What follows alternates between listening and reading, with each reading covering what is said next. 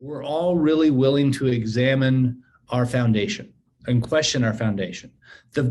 We all know what the downside of trust in public institutions is. Well, the upside is we don't just believe whatever's coming our way.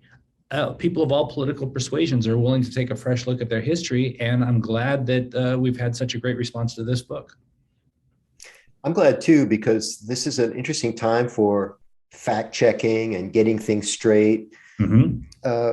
And ideology. It's just stunning to me how people attach themselves to fact and fiction and nonfiction when it comes to what they stand up for, what they believe in. And the Alamo is such an interesting example of this. You mentioned that the book was funny. It is funny. And as I was reading it, and by the way, I was tipped off to it by a New York Times review, and you probably know where I'm going with this. The New York Times did not like a couple bits of the writing style where they mentioned that it was a little bit maybe too casual. The book certainly has rigor. For you young people watching, rigor means end notes. There's research in this book, man. It's really hardcore. But there's a casual writing style. The NYT like to throw this phrase in your face. There's no other way to, quote, there's no other way to put it. Santa Anna was pissed, end quote. History books don't read like that normally. Which one of you guys brought that kind of style to this book? That was mostly me and Brian on that one. Brian's an accomplished writer. Co-writing a book with Brian Burrough is like getting called up to the 1927 Yankees. His book, Barbarians at the Gate, revolutionized the way nonfiction business books are written. And Public Enemy, a James Garner, I think it was a Showtime movie, was made off Barbarians at the Gate. Yes. Public Enemy was, of course, made into that awful Johnny Depp movie. Big Rich is considered sort of a secular Bible in Texas. And then Days of Rage is selling a ton now. So he knows how to write a book really well, but I think anyone who's read his canon will notice that this is the first one that's funny. But he's a funny guy. So I'm glad that maybe us all writing the book together unleashed a bit of his funny in the footnotes. And maybe it'll read better for the young people who maybe struggle. I don't know, standards are changing a bit. I think society, everything's becoming more casual.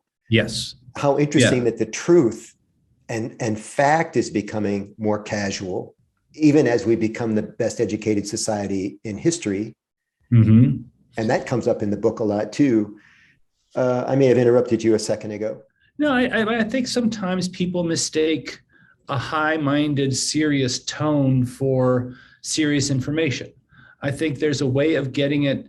I think the way to really get past the natural defenses someone has to new information is to get them entertained and get them emotionally involved in a story. And if you can do that, then people are willing to enjoy a book and learn new information. But if you make them sit down and sit still and, by God, I'm going to teach you things that you should know because you're wrong, well, you're going to put up your defenses. So we made a conscious decision to write it in an entertaining conversational way.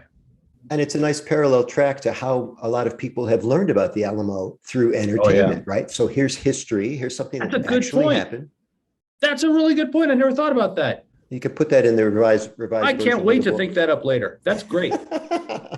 So this idea that you mentioned the previous generation, a couple generations ago now, learning about Davy Crockett through Fess Parker and the Coonskin Cap.